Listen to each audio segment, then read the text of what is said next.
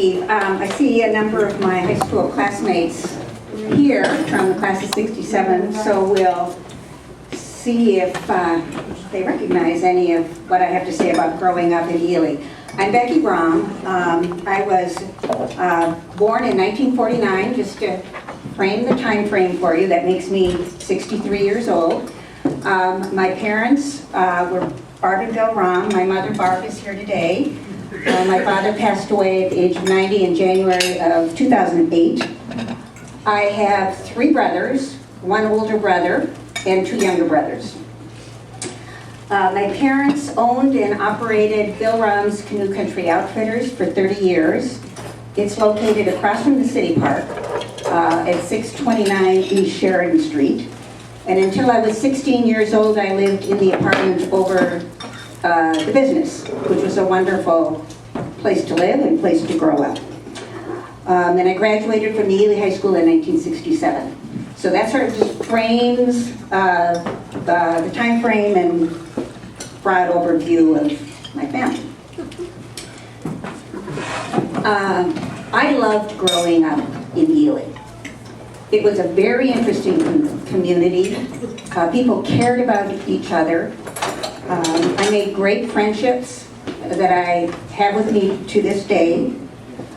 And I felt as I've gone and lived other places and talked to people about their growing up that I was extraordinarily lucky.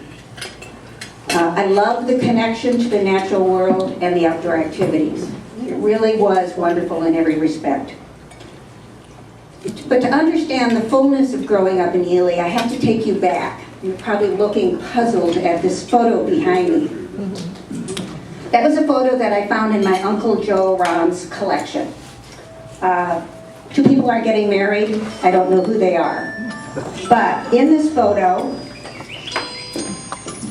this is my grandfather, Casper Rom. He came to Ely in the early 1890s. I don't know exactly when. He came from the Austro-Hungarian Empire in the area known as Slovenia. And there are lots of Slovenians who live in Ely. Various Baltic communities sent young people to the United States who settled in different communities. There are Serbians and other range communities, Croatians and other range communities. Ely was lucky enough to gather the Slovenians. So when he was 29, he needed a wife, and Mary Rom, who's up there, age 16, was sent from Slovenia to Ely, Minnesota to marry my grandfather. In this photo, they have 3 children. This is my Uncle Joe. Joe lived to ripe old age. He cut brush for the county. That's what he did for a living, at least when I knew him. This is my Uncle Gabe. He's was the oldest surviving child. They had a child before that who died. And this is my Aunt Emma. Ely had a very ethnic and culture, and I grew up within the context of that culture. We also had a strong Finnish community, and we joked about being in 2 different communities, but they really did blend in a lot of wonderful ways. My dad was born in December of 1917. Let's see if I can get this going. Uh-oh, Tanner. There we go. Okay, that's my dad with my grandma, Mary Rom. At the time this photo was taken, my grandfather was no longer alive. When my dad was less than a month old, Casper was killed in a cave-in at the North Chandler mine. That happened in those days. So he died in January 1918. This is at 612 East Camp Street. This house still stands. It's where my dad was born. There's no longer a railing on the front porch, but if you go to the 600 block of Camp Street, you'll see 2 white houses side by side. The one with the railing is where the Popoviches grew up. The one without the railing is where my father and his siblings grew up. I grew up across the alley from this store, or from the house. And this is a very Slovenian neighborhood, this block that I grew up on. The Slovenian families that lived in the houses on this block when I was growing up were the same Slovenian families that lived in the houses when my father grew up, which I think is unusual, at least these days. This photo was taken on the parcel of land that is now Canoe Country Outfitters. It's the gang. So in this photo, this is my father, and this is his younger sister. And that, at that time, was used as my grandma's vegetable garden and where she kept her pigs and chickens.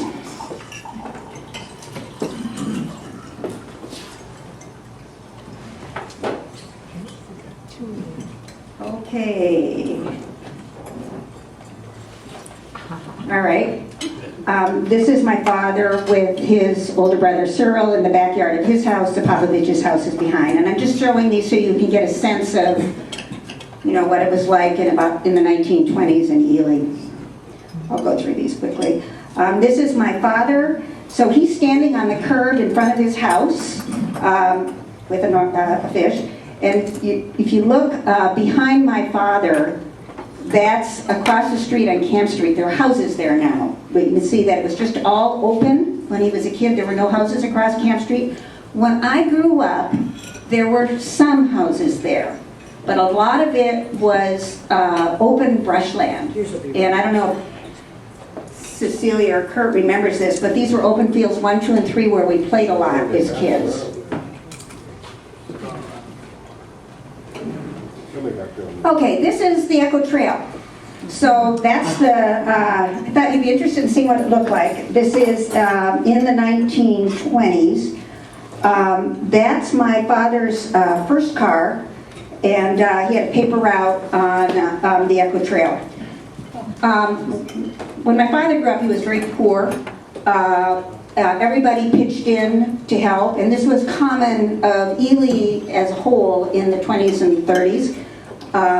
They would go up on the Echo Trail, my father and his brothers, and pick blueberries.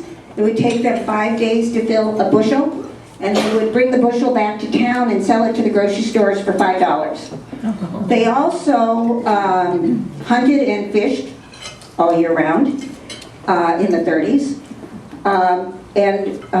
Before my father was old enough to have a car and could afford a car, he went everywhere on foot. So he would walk to Farm Lake for a day to fish, to get some fish, bring home.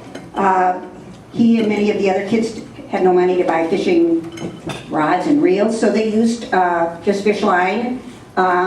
His lures were shoehorns. He cut the end of a shoehorn off and put a hook on it. Red cloth worked very well. And then frogs that he'd catch on his way. And then they hunted. And they were all great deer hunters because it was generally out of season. There were lots of tales of my father and his brothers trekking off in the middle of the night to pack up a deer in a pack sack and bring it home so they wouldn't be caught. It's just the way it was in the 30s.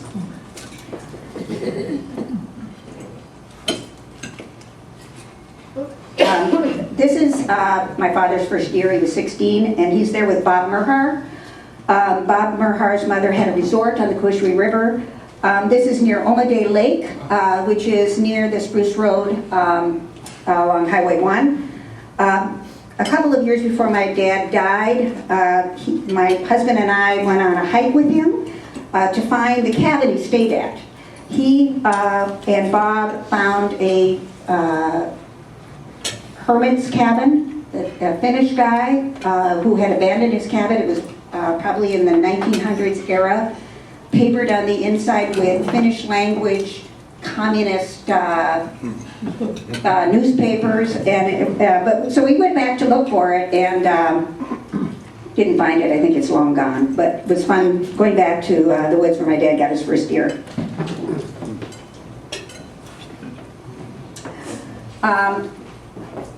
How did my dad get interested? Oops. Oh. Let's see. Can I go back one? There we go. How did my dad get interested in setting up Canoe Country Outfitters? Grew up in Ely, and like Ely kids in those days, they were interested. Oops, is it going? It's just going. Okay. Go back again and hit pause.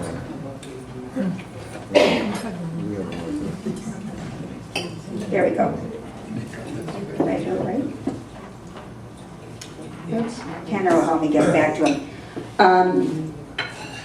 The Ely College nowadays is a little bit more of a magnet school with specialty programs, and so you find students that come from a lot of different places.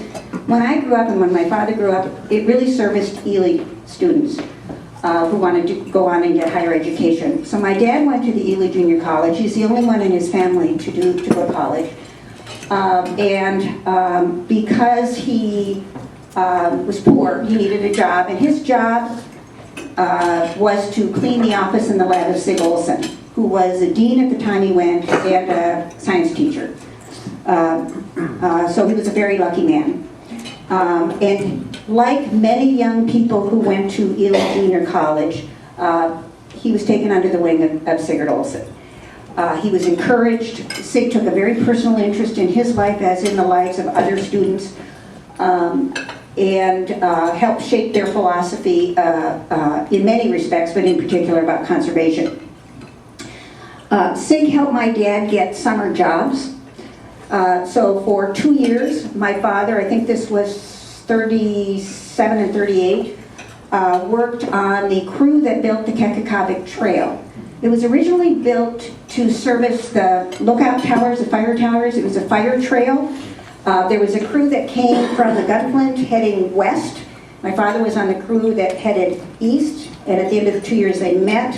They did side trails to various lookout towers. The third summer, my father spent alone at the Kekakavik Lookout Tower, and this is a photo he took of himself with a string.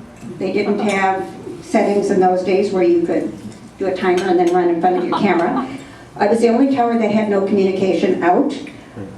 He also was, at that point, at the University of Minnesota, studying wildlife management at the recommendation and encouragement of Sig. He was the first graduating class in that degree at the university, or in the first graduating class, and their textbook was Aldo Leopold's book. Aldo and Sig were friends, served on a number of boards together. In any event, that summer he was also doing a research project on small mammals, actually mice. And it was a lonely summer for him. And I have a collection of really sappy poems he wrote when he was up in the tower. And then after he died, a friend of his wrote me a letter and said that he had gone on a canoe trip to Kekakavik that summer. So I think this was 39. And had camped on Kek. My father was so eager to have a conversation with a human being. My dad paddled over there to visit with them, was all excited, but the guys were so tired after a very rigorous day of paddling and portaging that after about an hour they yawned and headed towards their tent, and so a very disappointed Bill Rom had to go back to his cabin and his tower. And then the fourth summer, while he was still at the university in school, he worked on a roving portage crew that took care of campsites and portages, maintained them, repaired them, and he worked throughout the Koishui district, and he thought that was the best summer of his life because he really enjoyed just being outdoors. So he had this, in addition to growing up and just walking through the woods for hunting and fishing, he had this wonderful 4-year experience of spending extended periods of time in the canoe country.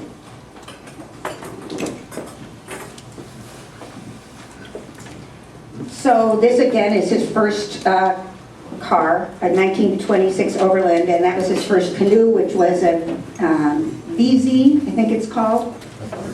And one of my uncles is the fellow at the back end of the car. So again, early on, he got an interest in also canoeing.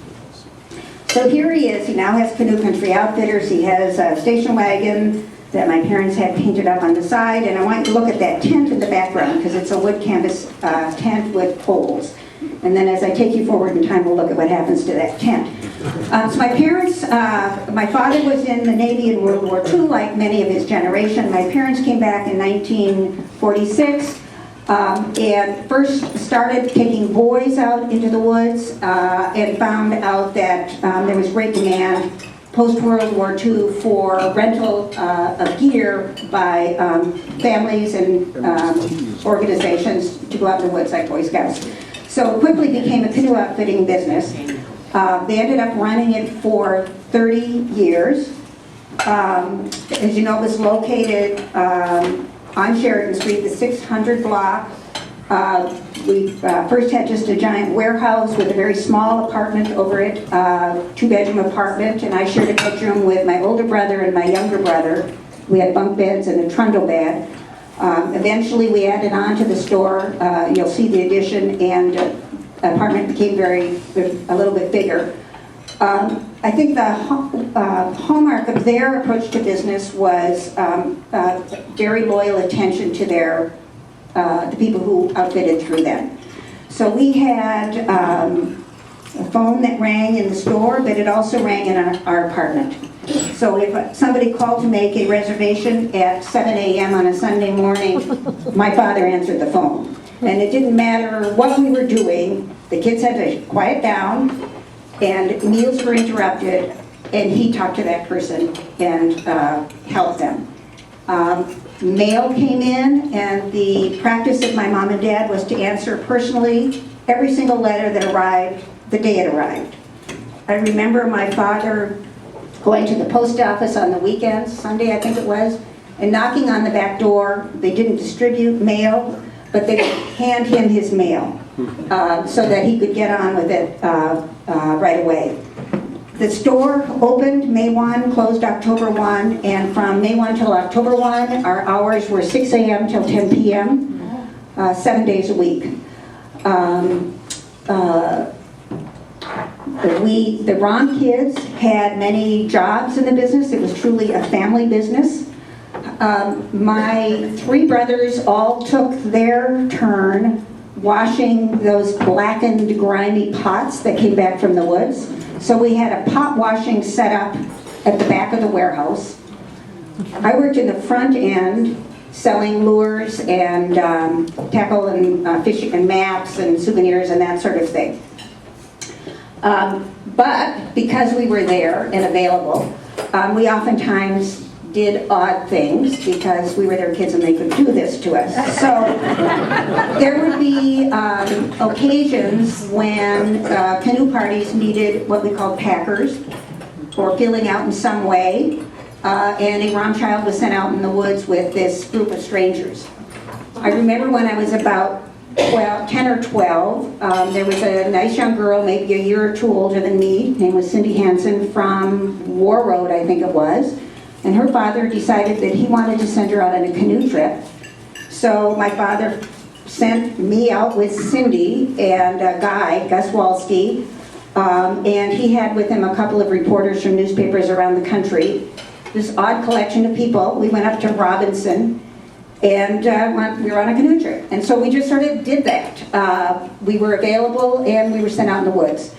That canoe trip is a strong memory to me for a weird reason. One of the reporters had to leave halfway through the trip. It was probably a week trip. And in those days, you could land airplanes in the Quetico. So my father flew up with his seaplane to Robinson, picked up the reporter, and handed me a quart of very melting ice cream, because I loved ice cream, and he always spoiled me with stuff like that. And it was before coolers or anything like that, so he went to the grocery store, bought me a pint of ice cream, and put it in his airplane and flew it up.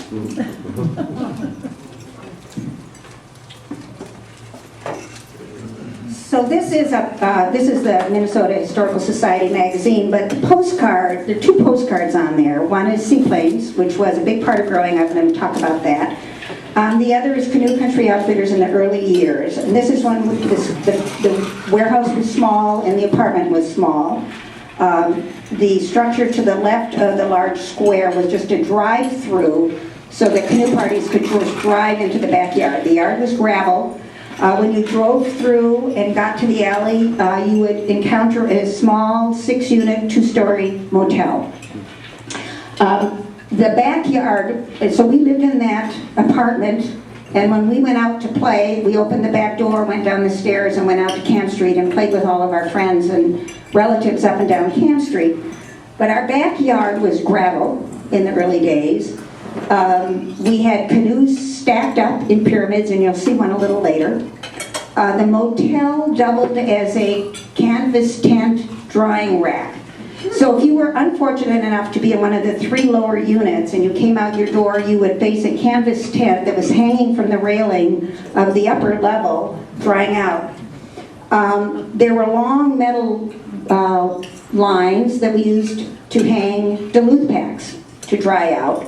And Duluth packs were thrown on the stacks of the canoes to dry out.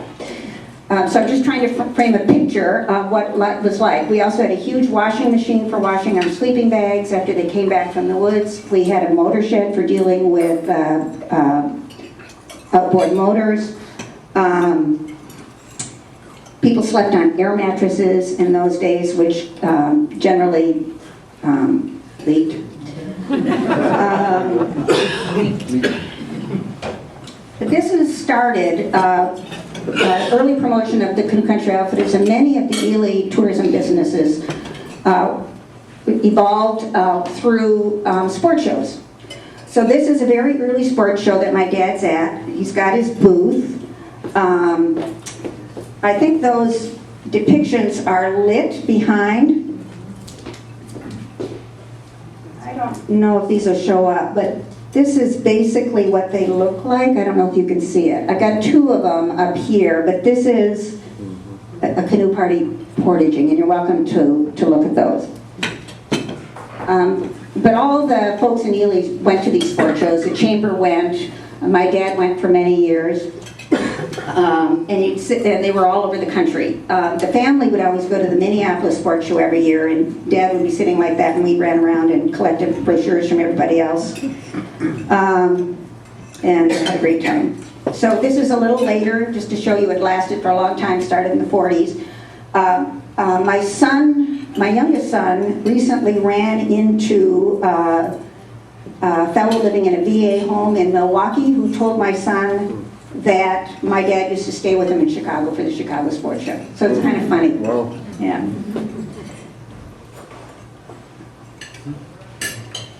So this is what our backyard looked like. This is my dad. He started out with 10 wood canvas canoes. Grumman started making aluminum canoes in about 46 or 47. He switched to Grumman and became one of the largest dealers in North America for Grumman. I think at the highest point in any summer, we had somewhere between 400 and 500 canoes. There would be times in the summer when there wasn't a single canoe in the yard. They were all rented out. And sometimes he'd be going around to other outfitters to rent from them, to be able to supply his parties, and even sometimes he'd drive up and down the alleys of Ely looking for somebody who had an aluminum canoe in the backyard he could rent. So it was really busy, and it was all post-war, family, new vacation idea, affordable vacation. And this is inside the store. Now, the bottom picture shows Jack Jeffrey. The crew that worked in our store were all locals. My dad was very loyal. He hired Ely guys, mainly it was guys. Only girls worked in the front end, guys worked in the back end. And they came year after year, and they were like family. And so when I finally got old enough to go off to college and would come back in the spring from college, I wouldn't go to my parents' house when I arrived in town. I went to the store, because that was my family. Well, that's where everybody was. That's where my parents were, and they were family. I think many of you are aware of Ely's history of nicknames. People in Ely having nicknames. Well, Jack was Beaver. The person who now owns the business, Bob Olson, that's Oily, because he swam so fast. His brother is Greasy, but I don't think Greasy worked for us. Prune Pit, Pat Kosjock, Mingo, Gary Gottschnick, Admiral Dick Bird. Everybody had nicknames, or many of the people had nicknames, all for various reasons. And then people who lived in the neighborhood who stopped by had nicknames. Airplane Louie the Chopper lived a block away, and he was always wandering up and down the streets, and he'd stop by. So what was true in the city as a whole was true in this little micro world as well. This is my dad on a canoe trip. So it was pretty intense in the summer, working all these long hours.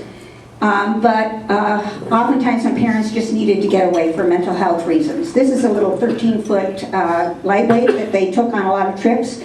And they'd head out for 24 hours or 48 hours or a little longer. They usually would take a side mount with a little 3-horsepower motor and just travel pretty far in a very short period of time. I love the hats the old-timers wore. This is what Sid wore. They're regular dress hats that get misshapen, and the more misshapen they get, the more the guys seem to like them. And this is Canoe Country Outfitters after it was built out all the way across to the left.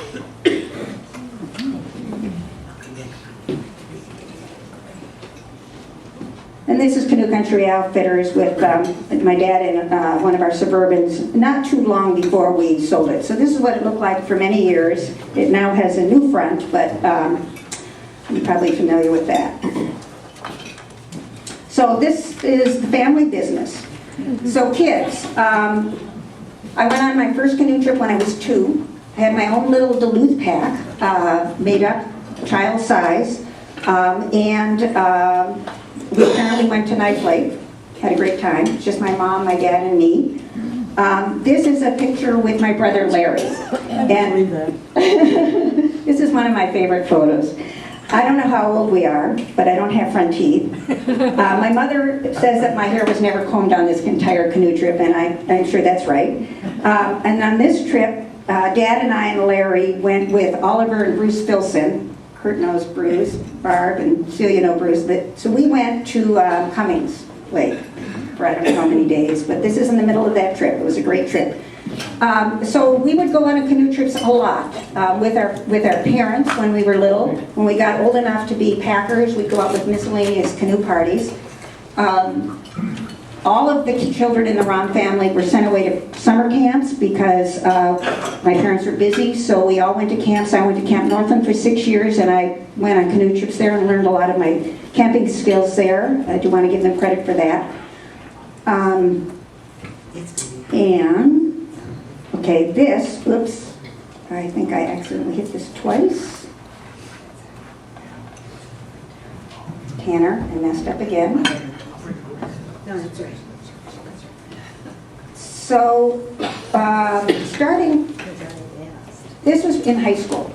I started guiding when I was 14. I'll talk about that a little bit. This is probably when I'm about 15 or 16. My dad was very interested in providing opportunities to get out into the woods to Ely kids. He provided scholarships every year to Ely kids to go to the Outward Bound School. And for me, he would send me out every summer for a week with 5 of my girlfriends. So I had to go around and find 5 girlfriends who wanted to go out in the woods for a week. And this is all Ely kids heading out for a week. And you can see our initial efforts at, I don't know if you can see how we're portaging that canoe. We had a lot of fun.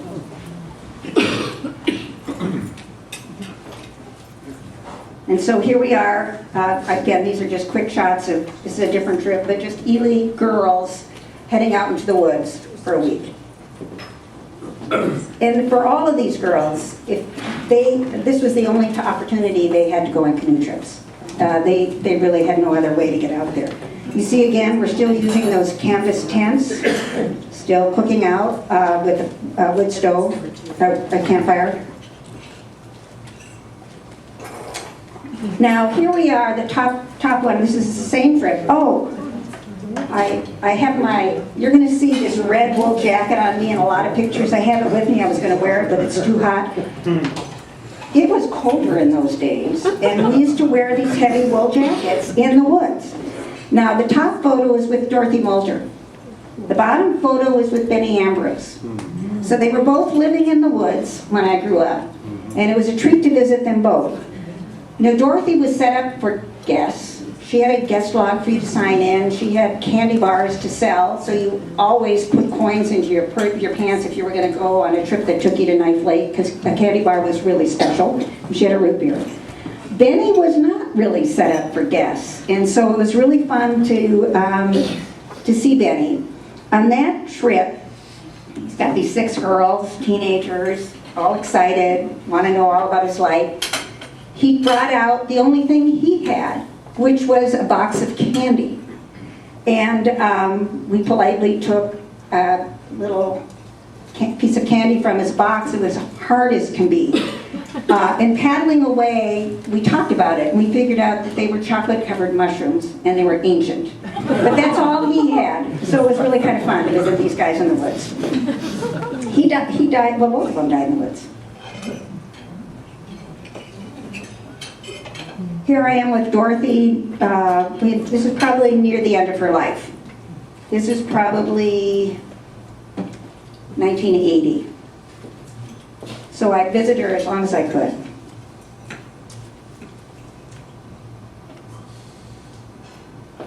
So guiding. Okay.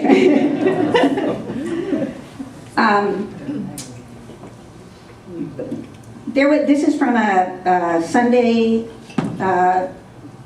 magazine. It was in the Minneapolis Tribune and in the Des Moines Register. 1965, I was 16. What I did then is completely usual for girls to do now. But in 1965, girls didn't have opportunities to be in the woods. And I was very lucky because I did, because I was from a canoe outfitting family, and my parents willingly enthusiastically provided opportunities for me to be in the woods. But I was an oddball, and that's why this story was written. At the time, there weren't, I guess, any other Girl Guides. So, here I am, age 16, and I'll just run through these real quickly, but I'm wearing my wool jacket. Here I am. These were staged. This is the Babbage family. I don't know if you remember the Babbages, but I had to do everything. I cooked them a meal.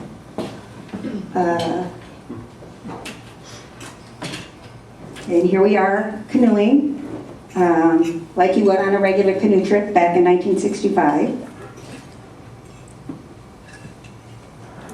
And fishing on the top, right.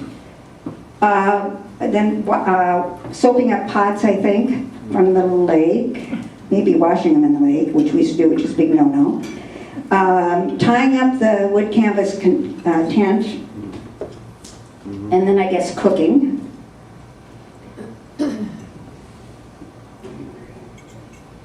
Portaging, a canoe, and pack sack. So we had Grummins. I took out both standard weight and lightweight. We were all stronger when we were little kids, determined, so we could do these sorts of things. You see that axe? Okay. We all took axes in the woods. This is the back end, what we call the warehouse of our store. Every canoe party had a row of Duluth packs set up before they arrived with their name on it. And all their gear was set for them. Beaver, remember Beaver? He was in charge of the back end. He'd make sure all those pack sacks got set with the right amount of sleeping bags and tents and air mattresses and what have you for every party. And the front end, and that's my dad, that's one of those goofy hats, those men's dress hats that got misshapen, and they just love those. He's up where parties were routed, and he's going over the map with me. To his dying day, when I would say, Dad, I have a question for you about a canoe trip, a route, whatever it was, he would turn a map upside down and route me with an upside down map. And that's the result of 30 years of reading maps upside down. We were using Fisher maps in those days. Fisher maps evolved over time. When my parents went out, when anybody in the crew went out, some parties went out, they would make corrections to those maps, show campsites, show corrections to portages, and bring their marked maps back to my father. And every fall he'd go to Virginia, where Fisher maps were made, and give the corrections to Fisher. And so every year the maps were updated that way.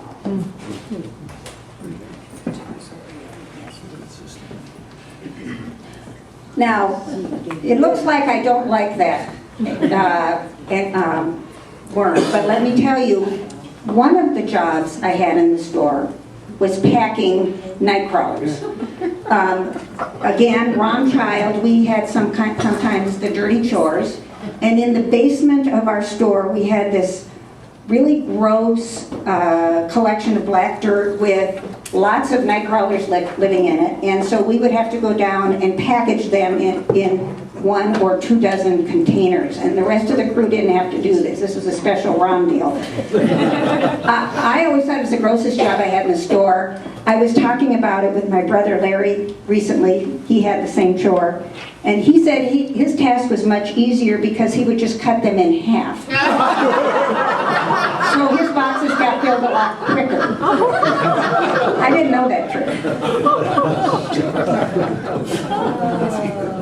Yours were more lively, though. Yeah, but this is what happens when you get them. So this is up on either Powell or Clay. I flew up there with my dad. And again, the red jacket, the high high leather boots, that's what we wore in those days. And fishing was pretty good up there.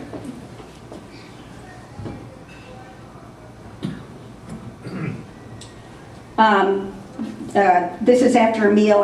This is how we clean pots. I'm actually slicing a bar of ivory soap into a pan. That's what we use to clean it.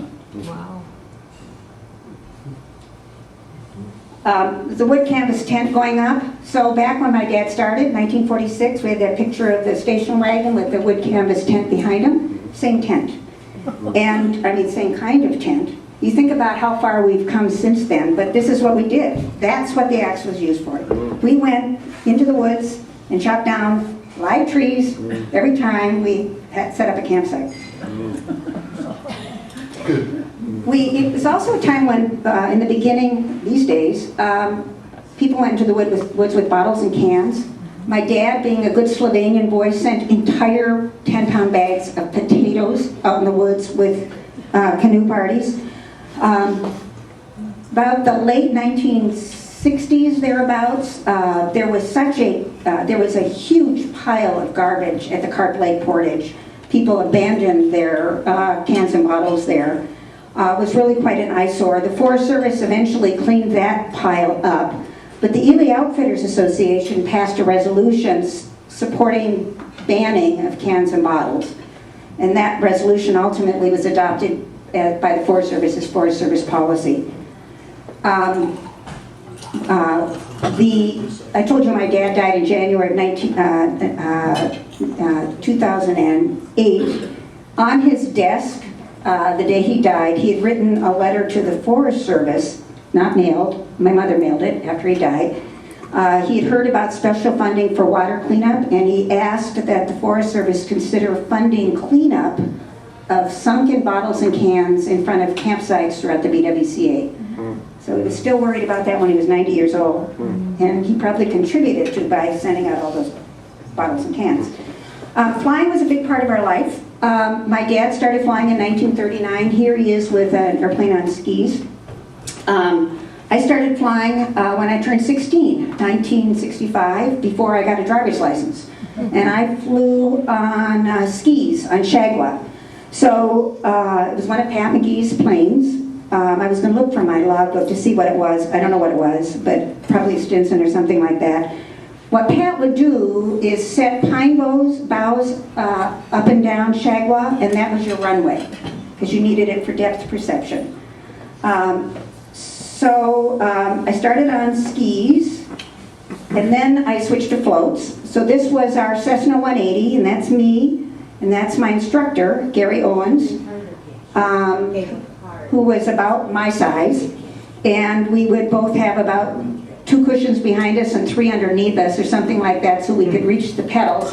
They didn't make these things for somebody who's 5'2". So that's the plane I flew. I soloed, and we called it the Orange Crate.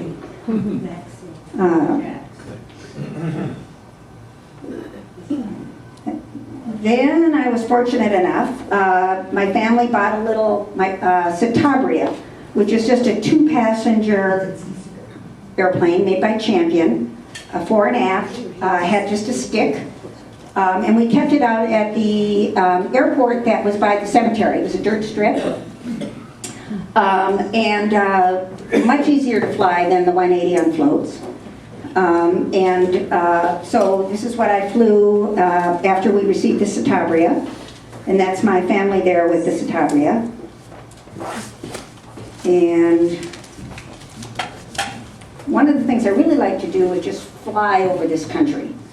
The Citabria was small enough that you could just open a window and stick your elbow out, get up high enough so you were above 4,000 feet above sea level, and just study the terrain and really get a sense of the geography, the very knifed, deep, long lakes, Manching, Knife Lake, Otter Track, and you go over towards Basswood and it's all flat.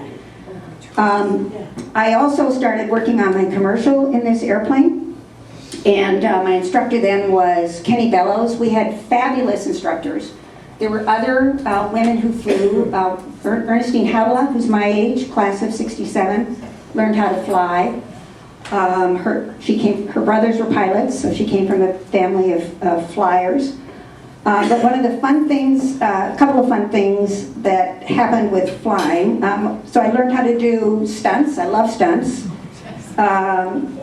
Although none of my friends I took up with me liked them. And I had to wear a parachute, which I took down to the Duluth Air Force Base, and they repacked it for me. So I was legal. One of the fun things I did flying in those early days was to go to the Eveleth Experimental Aircraft Show, which was in 1969. And my son's here. I would never let my son do what I did. I don't know if it was the top airplane or not, but these are the airplanes that were there. Somebody had a homemade open cockpit airplane.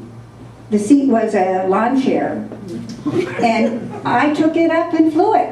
And who knows what was holding it together, but I lived. But a lot of people flew in those days. They flew. Many people had seaplanes. There were a lot of planes at the dirt strip. I don't know how it compares now, but it was very popular then. People were generous with their airplanes. I borrowed somebody's 172 once. I'd never flown a 172 in my life, and he lent it to me so I could fly to Minneapolis and go to a T. And so I flew this borrowed airplane down. I landed at the International Airport. That's what you flew out of. In a borrowed 172, took a cab to the Curtis Hotel, went to this T. It was my incoming freshman college year T. Went back and flew home. And we just did those things. That's odd. I don't know whose airplane it was, but it survived. So flying was a big part of what went on. My father had fly-in fishing camps, one up in Canada and two up in Canada, one for fishing and one for moose hunting, and I'll talk about that a little later. This is a photo of Chapman Street in 1947. I was born in 49, it was the closest I could come to 1947, but very active street. Sheridan Street was the same way. Chapman was an important commercial street when we grew up. My class in 1967. Okay, can you guys find yourself? 150 kids in our class. It's a big class, standing in front of the high school. When we all started off, we went to Washington until about 5th grade, thereabouts, and then the new elementary school was built, so we went over there. Then Washington became our junior high school, and then we went to Memorial High School. That's Memorial High School, same school my dad graduated from. Great group of people.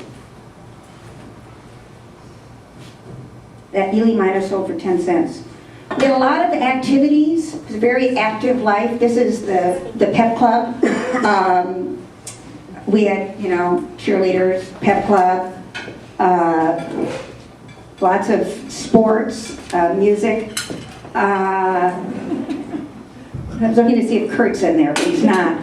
Even Crazy Days? In the dress, right? Is Kurt in there? Yeah. No. The boys are on the bottom and girls are on the top. So we had a lot of fun. Okay.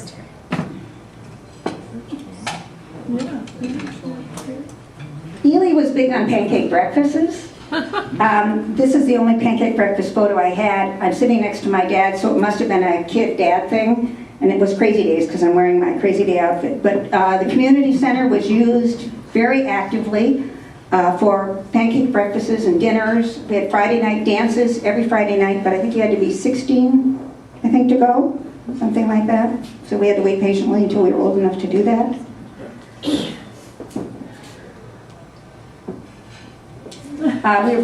This is Carol Spratsky, Kathy Strang, and me, and then some younger classmates behind us in Bewabic, cheering on our basketball team.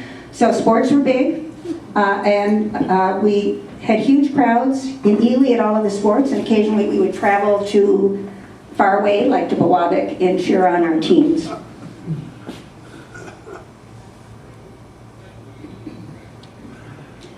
We always had great class plays. This is my senior class play. This is Great Expectations, and I had a very minor one-line role. I was Skiffins. My husband says that's his favorite photo of me at the bottom. We had a lot of fun. We had yearbooks. This was our school newspaper, our senior year, called the Ely Highlight. So by today's standard, it looks pretty primitive.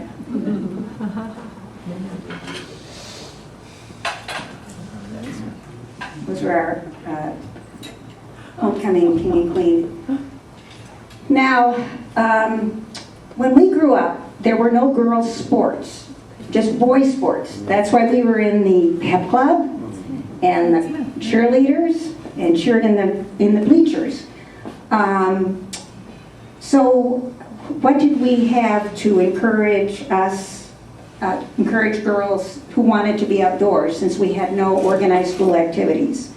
We had, first of all, 2 great physical education teachers.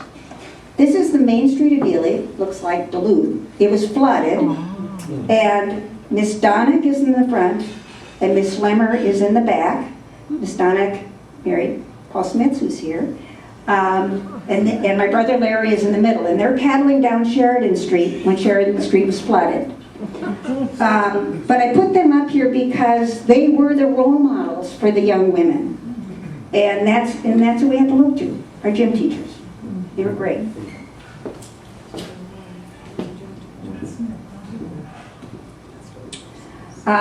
Skiing was big. I have a hand-sewn ski hat my mother made. It was before stretch pants. The first ski area we had around here was Lookout Mountain, which is in Virginia, which is where this is taken. And then eventually Hidden Valley opened, 2 rope toes, 1 J-bar. It was open on weekends, and then I think it was Thursday evenings. It was 1 evening a week, and we just used it all the time. Kids were out there all the time skiing. They also had cross-country trails, but not that many people cross-country skied for recreation in the 60s. We did have boys on a ski team, a couple of boys, and we had also at Hidden Valley we had the ski jump, which was huge, but of course that's all boys. They didn't let girls do that.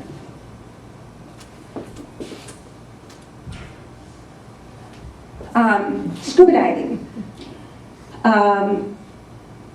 This is me, probably when I'm about 16. I scuba dived with the garage gang. So there were a bunch of guys that hung out in Rothman's Garage, which is now a senior citizen center across from the community center. Kurt, you remember the garage gang. Yes, ma'am. And we all were self-taught scuba divers. We never took a course. Mills Clothing Store, which was on Chapman Street, had a compressor in the back. And we bought ourselves tanks. We made homemade weight belts. We bought wetsuits. And we just taught ourselves how to scuba dive, and that's in Burnside Lake. We were smart enough not to go below 30 feet or 35 feet, but it was great fun. And then we hauled up all that stuff you see underneath. I still have to this day a logging company broad axe from Burnside. Burnside was logged, and so there were lots of treasures on the floor of Burnside Lake.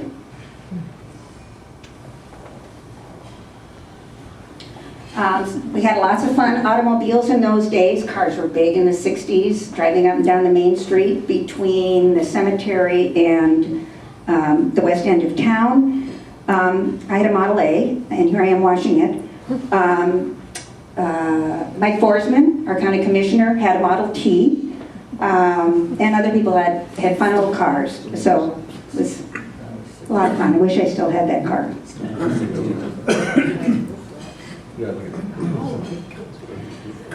Here I am ice fishing at Camp Harris, which was the fishing camp that my dad had, and that's my dad and that's me.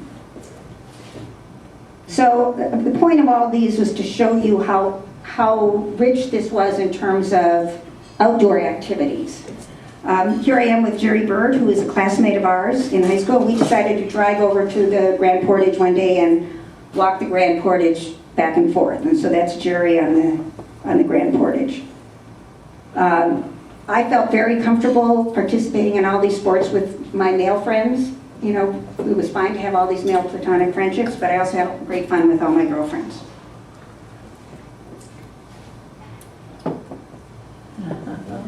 Animals were a big part of my upbringing. This is not politically correct now, we know, but we raised bear cubs, and they were used as a tourist attraction. This is my Uncle Frankie with a bear cub. We raised literally dozens of them over my upbringing. We'd oftentimes get them in February, March, the winter, and we raised them in our apartment over the store, fed them milk out of bottles, and then when spring came, they went outside in a cage. At the end of the summer, they were either given to a zoo, or some of them went to Arkansas, where they were used to repopulate the black bear herd and population in the state. So this is in the apartment. This is my longtime favorite cat, Gypsy, the world's most patient cat because a bear cub is chewing on her ear. So you see they were integrated into our lives. And this is my father. This is at Mud Lake, which is south of where my parents live, and he raised in captivity for a while a wolf, Vicini, that's Vicini. And some of my great memories are snowshoeing in the deep snow in Mud Lake with this wolf bounding along with us. It was pretty cool. And she ended up becoming part of the study population for the state. Okay, the other aspect that really did permeate my life was conservation. So great, wonderful, supportive environment in our school system, good education, great friends, lots of activities, lots of outdoor activities, living up in the canoe, growing up in the canoe outfitting family, all of that was great. But there was this sort of overarching theme that was going on, which was conservation in Ely. This is a photo of my father with Sig Olson. They're actually at an anniversary party of Bill and Lucille McGee. It's a photo I took probably around 1979, thereabouts. Like many people, like Milt Stenlin and others, my father was influenced by Sig. And my father has shared with me just a absolutely priceless collection of correspondence between himself and Sig during World War II. And I think there are any number of students at the college who had a similar correspondence with Sig, because Sig really approached all his students with a great deal of personal interest. But among other things, he was encouraging these young men who were fighting in World War II to come back and dig into this conservation thing.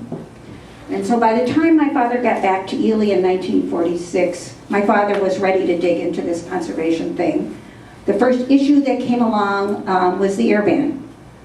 When my dad got back in 1946, he found the canoe country to be far different than when he had left it in 1940. And the main difference was the growth of the fly-in fishing resorts. There were 16 on Basswood. There were 3 on Knife. One was going in on Kekakabik. There were fishing camps up and down Crooked, and so on and so forth. And they really fundamentally changed the nature of wilderness. And so a number of folks, including my father and Sig, worked on what they viewed this to be a problem. And the end result were two things.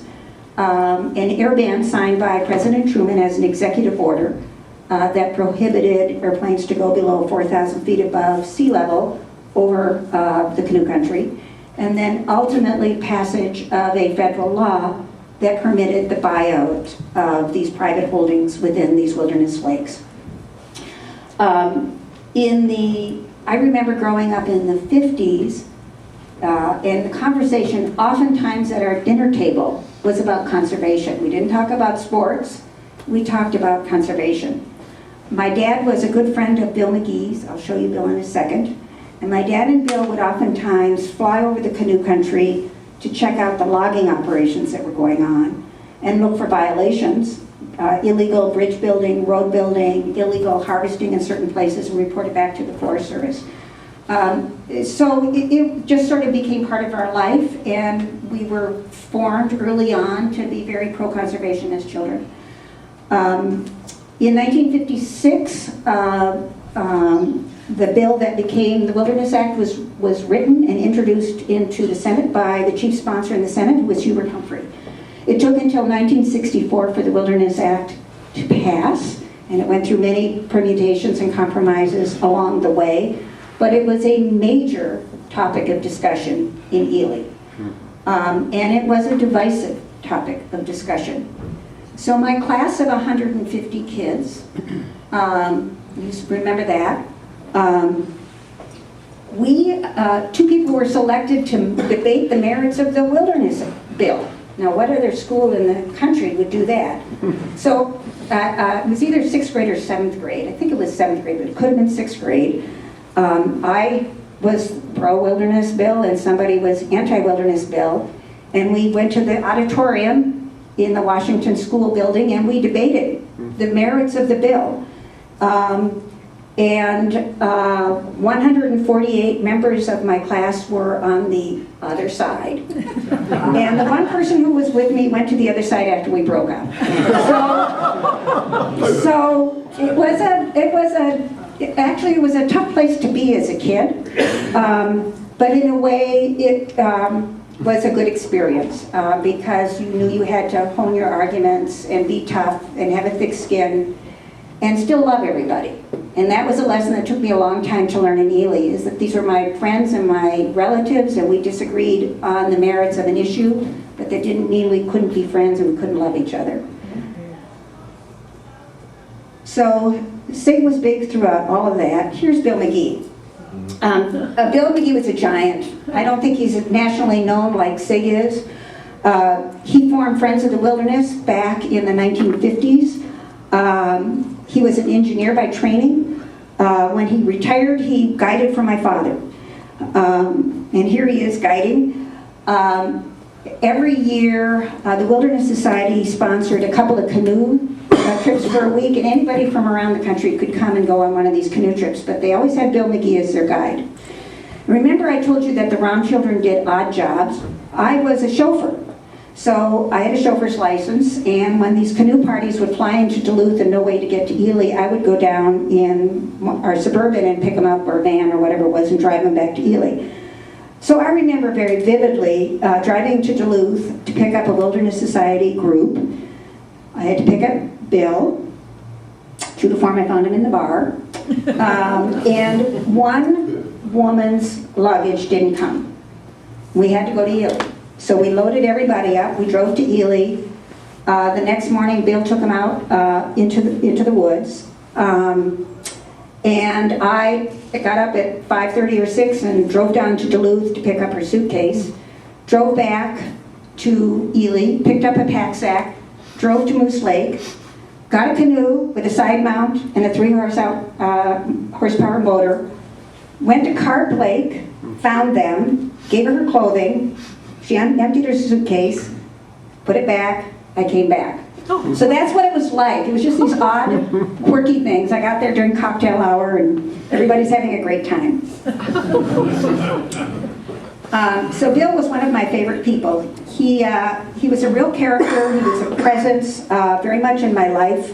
He was a great wilderness champion, he was a great jokester. He would come up to me when he saw me. He called me George. I don't know why he called me George. That was my nickname for him. And he would pretend that he was picking bugs off my body and he'd eat them. Very weird sense of humor. This is the last canoe trip of his life. We went out through Sawville, and it's a couple of years before he died. So there were a lot of conservation greats. This I just show you because it was the letterhead my parents had at Canoe Country Outfitters. The drawing at the top was done by Francis Jake Lee, and there is a quote from Florence at the bottom. And they're giants as well. Francis worked for the Natural History Museum in New York, as well as the Bell Museum in St. Paul, painted all the dioramas. And Florence has written a number of great books about the canoe country and in the wintertime snowshoe country. So that's my little story. You know, I really felt it was a great upbringing, very supportive, lots of lessons to be learned along the way, but a real confidence boosting one. It gave you the courage to go out and be an outdoors person if you wanted to be, or to go to Congress and debate things if you wanted to be unpopular. But anyway, I loved it so much I came back. There is a wonderful passage in Singing Wilderness that Sig wrote. I could read it to you, but I could also just tell you about it. And he's in Tennessee. He's away from home and he's in Tennessee. And he hears off in the distance loons. And the calling of the loons bring back just a wave of memory to him. And he just sees himself on Saginaw, on a variety of lakes, outdoors. It brings all of the memories of the canoe country to him. And pretty soon that loon calling that he hears just sort of breaks out into a whole cacophony of music, which is the singing wilderness, just a spiritual feeling of oneness with the earth. And so I think that's really what growing up in Ely brings to me. That's why I moved back here. I think it's the best place in the world to live. So I'm happy to be here. Thank you.